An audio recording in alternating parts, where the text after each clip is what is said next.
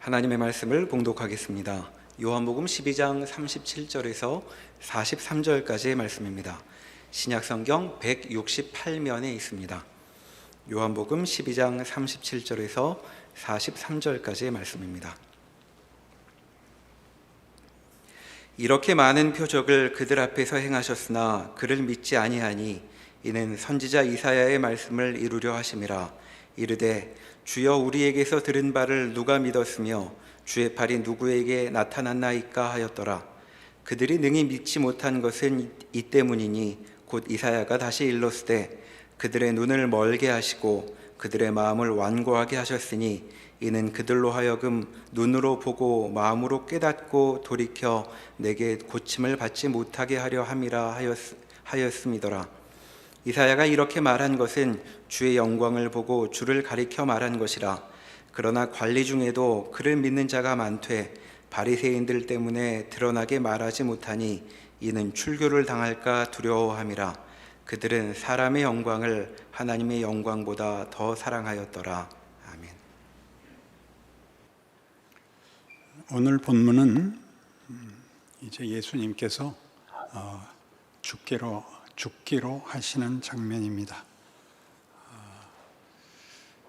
예수님의 죽음은 굉장히 뜻밖이고 이해가 안 되는 부분이죠. 제자들도 다 놀라고 당시에 예수를 따르던 모든 무리들도 그 배신감을 느꼈던, 그래서 분노했던 사건입니다.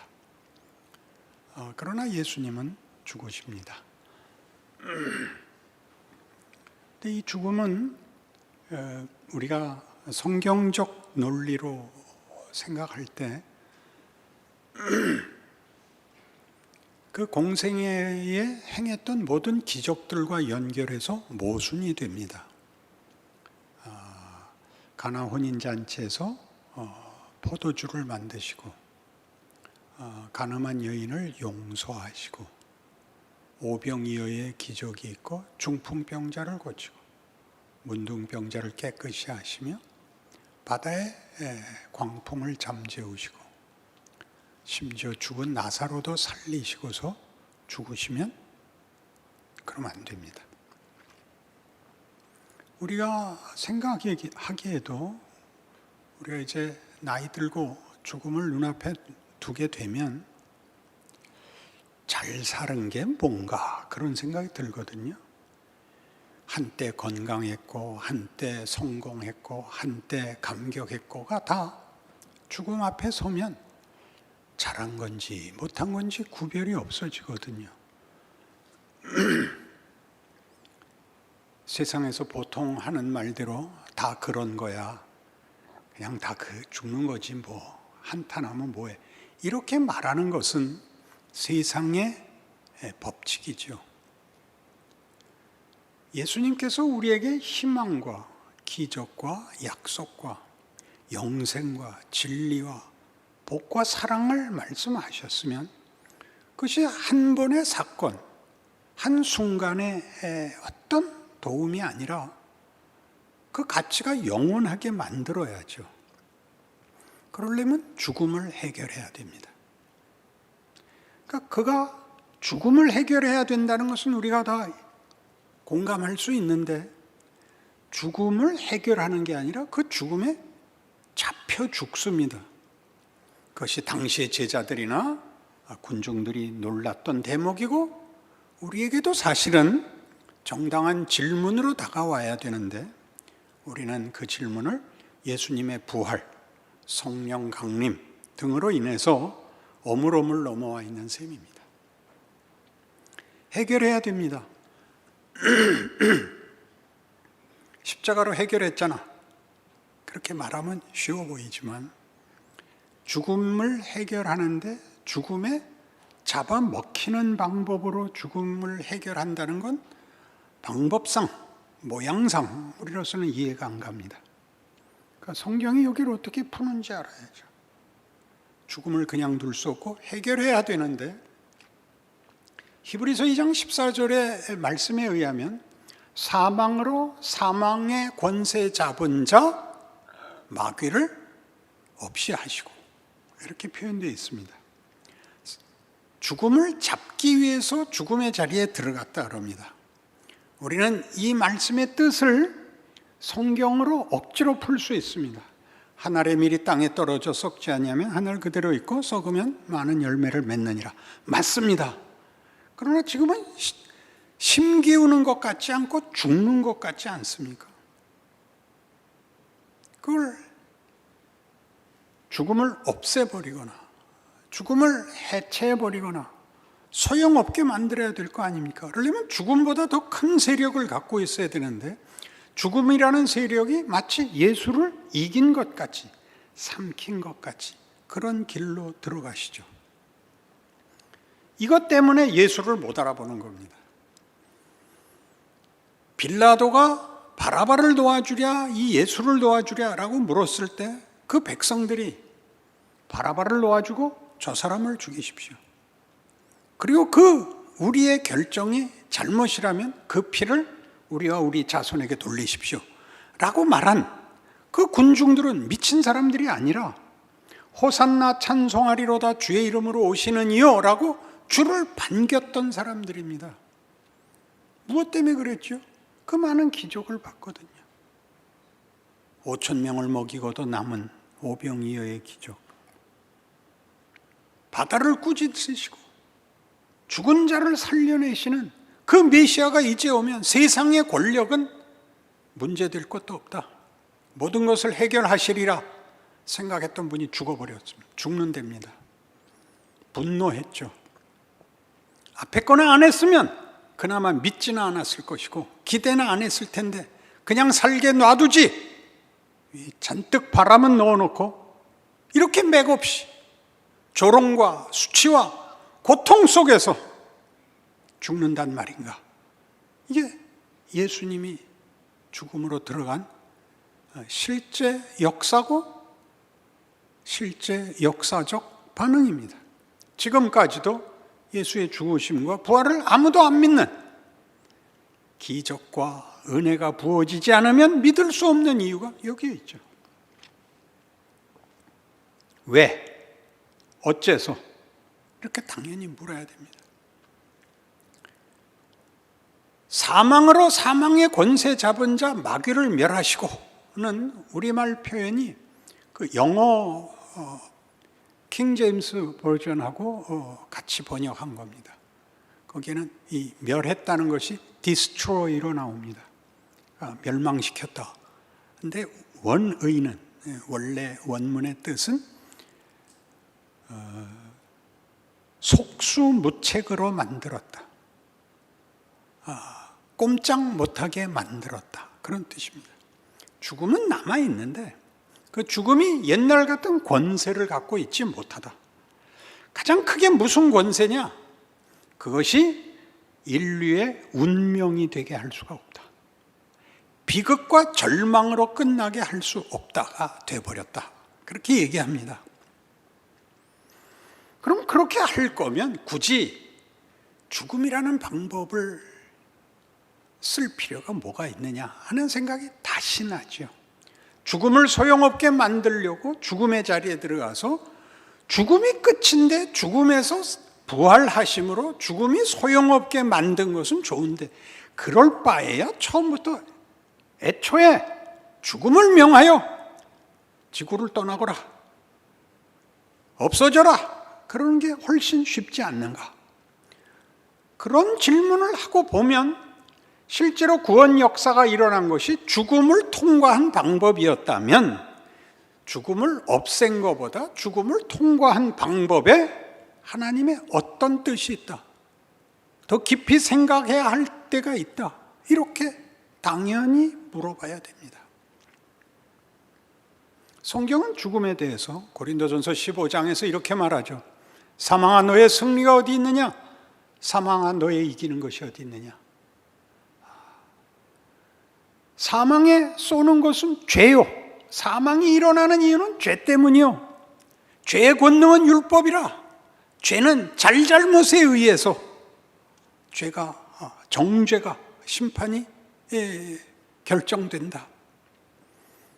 이렇게 얘기해 놓고 그 다음을 이걸 설명을 하지 않은 채로 맞바로 반박을 해버립니다. 이렇게 반박합니다. 그리스도 예수로 말미암아 이김을 주시는 하나님께 감사하노니 그러므로 나의 형제들아 견실하며 흔들리지 말며 주의 일에 더욱 힘쓰는 자들이 되라. 이는 너희 수고가 주 안에서 헛되지 않은 줄 알미로라. 이렇게 나옵니다. 죽음이 소용없게 되었기 때문에 뭐가 어떻게가 없고 예수로 말미암은 하나님의 이기심, 우리에게 주시는 이기심, 죽음과 헛됨. 죽음의 가장 큰 내용이 헛됨 아닙니까? 헛됨. 태어난 게 손해인 헛됨이 없어지고 우리에게 뭐라 그런다고요? 견실하며 흔들리지 말며 주의 일에 더욱 힘쓰는 자들이 되라. 이는 너희 수고가 그리스도 예수 안에서 헛되지 않은 줄 알미로라 입니다. 이렇게 예수님이 죽음을 통과하여 우리에게 준 것은 어마어마한 것인데 거듭 다시 반복해서 얘기해야 되지만 뭐 때문에 예수님이 죽음을 겪어서야 이 결과를 만드느냐 하는 건 여전히 남습니다. 그렇죠. 우리는 이 일이 일단 여기서 시작한 것임을 알아야 됩니다. 우리 생각에는 죽음을 이기려면 죽음보다 더 큰 힘이 있어야 된다. 그럼 우리 당연한 생각입니다. 그런데 예수님은 오셔서 우리의 당연한 생각에 도전하시는 거죠. 그게 오늘 본문에도 나오는 당시의 사람들이 예수를 믿지 않은 까닭은 이사야서에 예언된 대로다. 53장, 이사야 53장이 그것이었죠. 우리의 전한 것을 누가 믿었느냐? 여호와의 팔이 네게 나타났느냐? 누가 믿었느냐? 누가 상상을 했느냐? 누가 하나님이 이런 모습으로 찾아올 줄 기대했으며 이해할 수 있었겠느냐? 로 왔다고요. 초라하게 와서 그런 면도 있습니다. 그러나 아주 쉽게 하나님이 오시면 그 초월하신, 우월하신, 그 위대하신 그 권능으로 찾아올 것으로 생각했지 우리에게 하나도 어떤 위압감을 주지 않는 우리 모습으로 우리의 형편과 조건 속으로 들어올 줄 아무도 몰랐습니다. 우리의 기대와 달랐죠. 그리고 이사야 6장을 인용하죠. 이사야 선지자의 소명을 받는 장면입니다. 우리를 위하여 누가 갈고 제가 여기 있나이다. 저를 보내소서. 제가 가겠습니다. 너 가라. 그러나 하나 알아둬라. 네가 하는 말 아무도 들어도 보아도 깨닫지 못한다. 나는 그들이 듣고 회개할까 봐 겁난다. 그렇게 얘기하십니다. 그리고 그 응답이 예수입니다. 그리고 그의 죽음입니다. 이게 무슨 뜻일까요? 십자가에서 보듯이 왜 이 앞에 기적들을 행하신 이가 죽음을 감수하셔야 되느냐, 죽어야 되느냐 해서 우리가 턱 막히듯이 우리 현실, 왜 예수를 믿는데 안 믿는 자들보다 더 고단하냐? 내가 뭘 잘못했냐? 하나님은 왜 일을 이렇게 하시냐? 라고 우리 앞에 턱 막히는 이 현실, 우리 인생이 하나님이 말하는 겁니다. 너희는 봐도 모른다. 너희는 들어도 모른다. 너희들이 알고 깨닫는 수준의 타협점을 요구하지 마라. 이렇게 얘기하는 거죠. 너희는 상상도 못한 거다. 우리 오늘 본문에도 나왔던 겁니다. 오늘 43절에 그들은 사람의 영광을 하나님의 영광보다 더 사랑하였다. 우리는 이걸 쉽게 하나님을 안 믿고 자기를 믿어서 이렇게 이분법으로 나누는데 그런 얘기가 아니라 우리의 기대와 이상, 우리가 가지는 가장 완벽한 요구보다 너무 높아서 믿을 수도 없고 이해할 수도 없고 선택할 수도 없는 것이었다. 그걸 적나라하게 보이는 겁니다. 죽은 자를 살린 이가 사람 손에 의해서 죽임을 당할 수 있단 말이냐라고 도전하고 계시죠. 도전하고 있습니다. 왜 그렇게 도전하신다고요? 하나님은 우리가 한 반응과 우리가 한 결정을 하나님의 일하심에 수용하기로 하신 겁니다.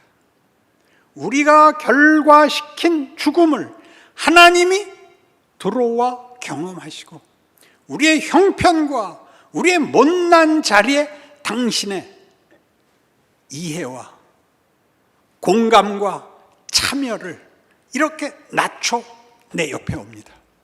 그리고 우리에게 말합니다.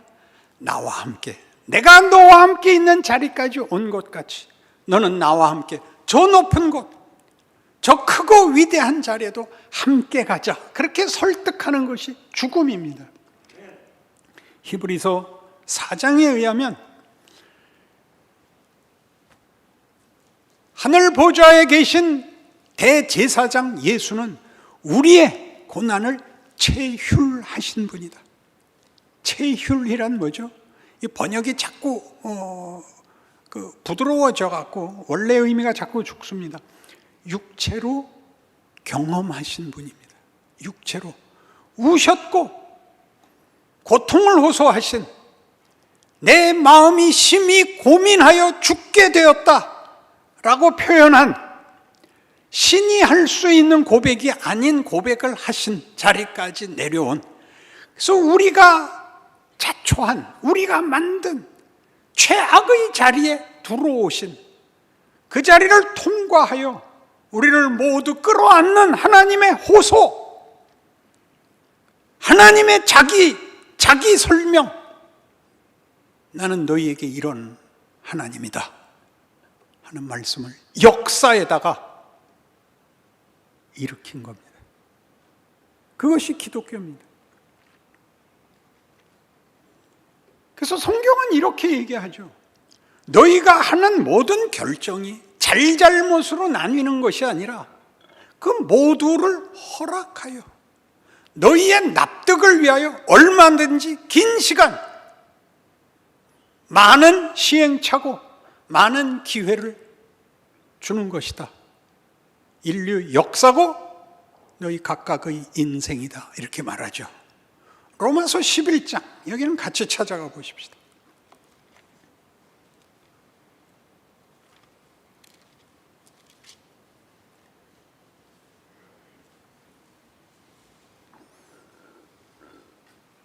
로마서 11장 30절.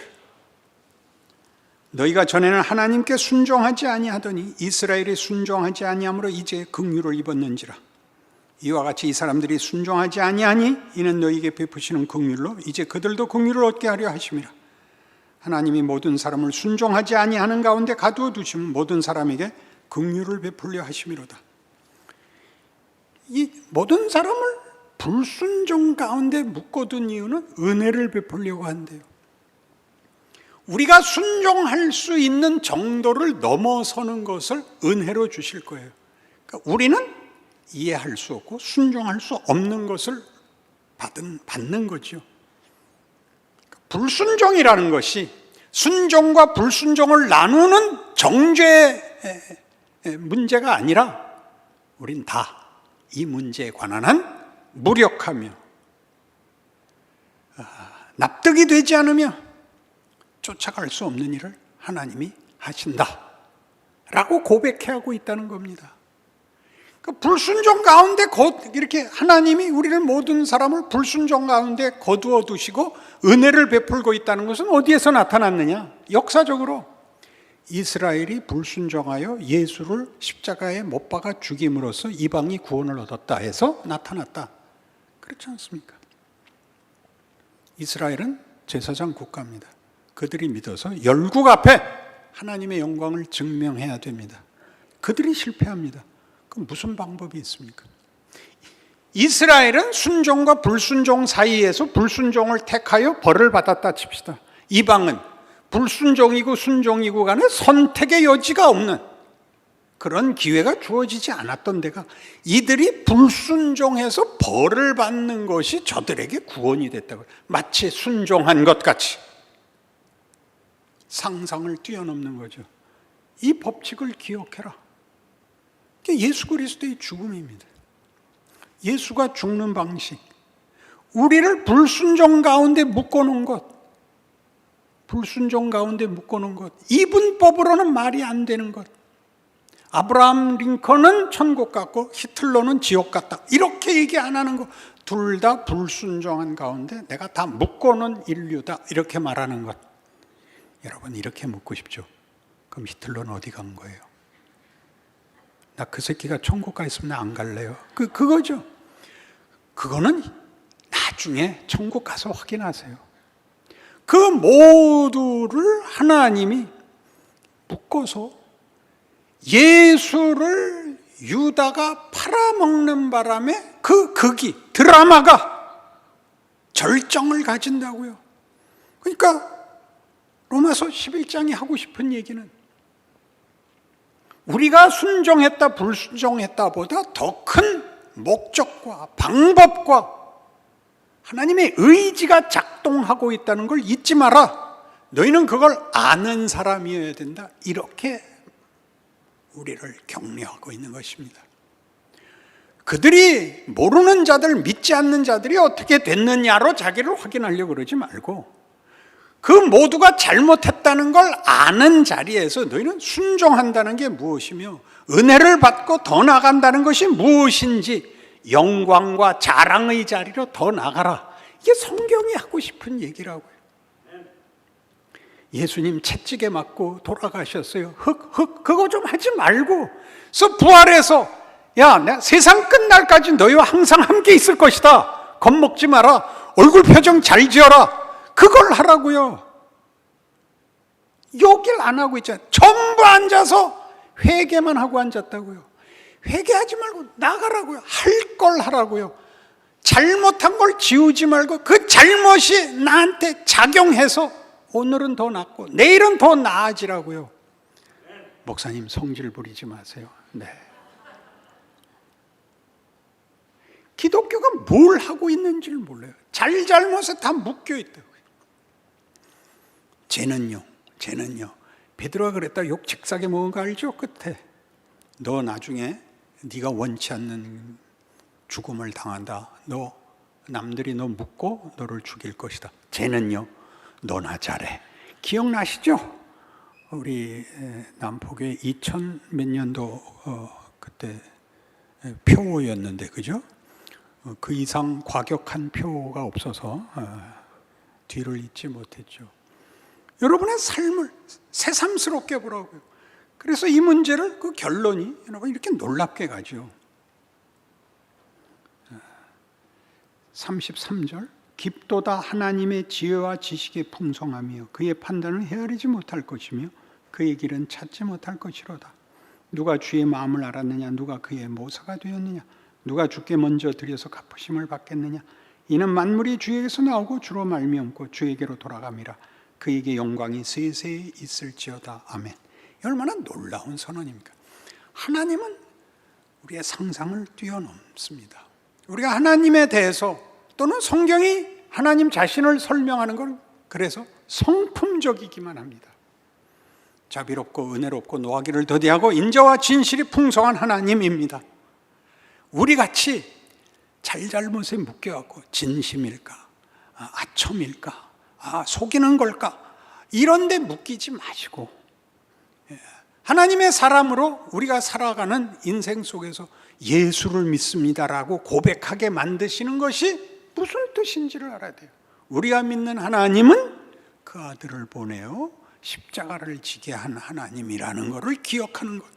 예수의 죽음을 기억하는 것은 무슨 인간의 죄성을 고발하거나 무지를 탓하거나 억울함을 한탄하게 만드는 것이 아니라 하나님의 일하심이 그 모든 것을 넘어서는 그 모든 것을 수용하여 우리를 와 일하신다는 것을 기억하여 자신의 삶을 믿음으로 살게 만드는 것으로 모두에게 쓰여져야 되는 것입니다.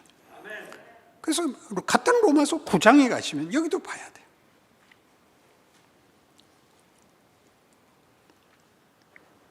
로마서 9장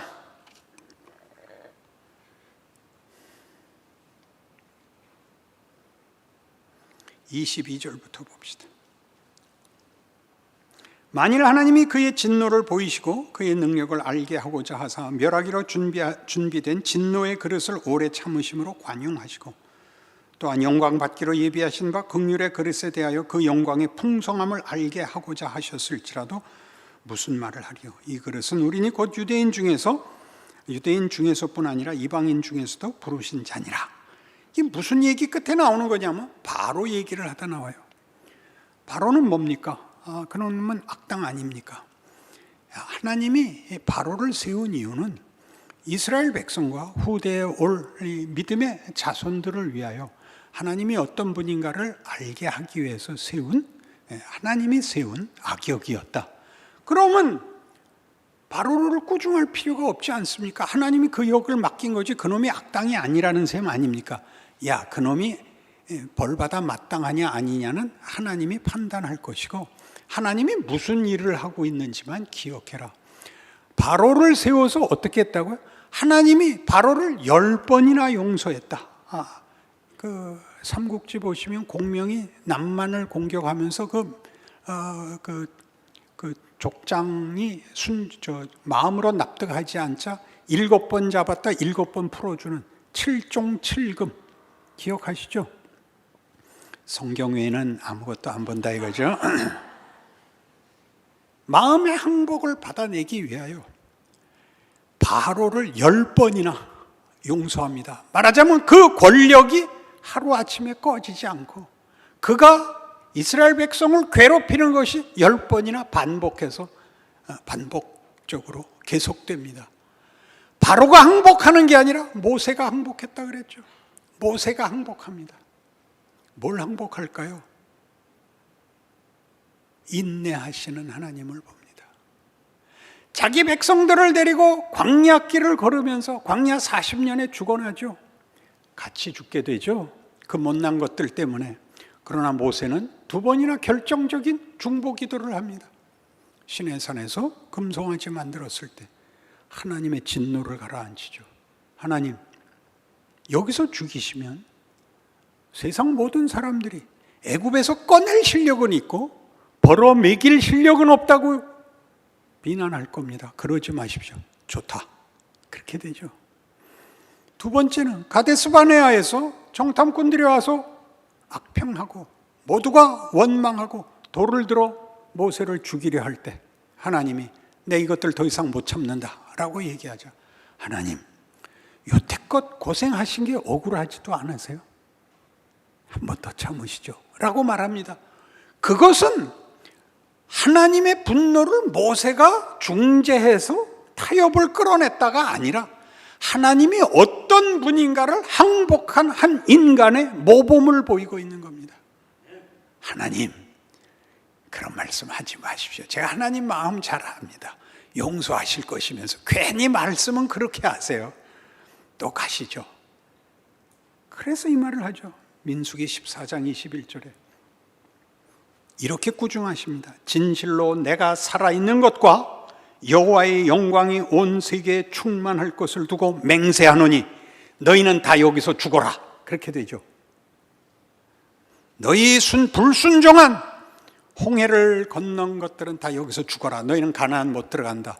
후손들만 들어간다. 이렇게 되죠. 그래서 우리는 여기가 하나님이 진노한 것으로 보입니다. 그러나 이제 다시 보세요. 이런 뜻입니다. 그래, 너희의 역할은 여기서 끝내자. 너희는 악역으로, 너희는 실패로, 그리하여 너희 후손들이 살찌게 하라. 이렇게 됩니다. 그런 해석이 어디서? 고린도전서 10장에서 너희 조상들이 광야길에서 불순종하여 다 죽어나간 것을 기억해라. 이 사건을 기록한 이유는 후대의 교훈이 되게 하려고 기록한 것이니라. 히브리서 3장에서도 얘기합니다. 너희는 예수를 믿고 하나님의 자녀가 되었으면 순종해라. 너희 선조들이 광야에서 불순종하여 승리와 영광의 자리까지 가지 못한 것 기억해서 너희는 나은 후손이 되라 라고 그들이 죽어서 욕먹어서 끊임없이 후손들을 위한 밑거름과 역량이 되고 있습니다. 그들은 억울하다고요? 아니요. 그들도 쓰임받고 있습니다. 예수께서 하늘에 썩는 미랄이 된 것 같이 우리 보고 너희가 너희가 산 삶의 열매를 보자고 하지 말고 너희가 심기우는 씨앗으로 살아라. 너희 자신과 너희의 삼키워진 뿌려진 씨가 어떤 영광을 만들어내는지 예수 안에서 본 것 같이 너희도 보는 날이 온다. 그 인생을 나와 함께 살자.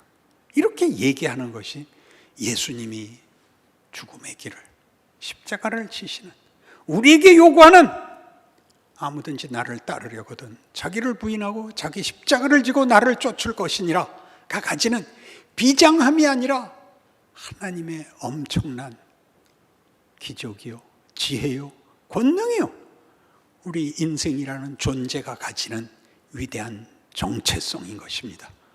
이 위대함이 우리 모두의 운명이 되는 기적의 삶을 살아내시는 성도 여러분들 되시기를 바랍니다.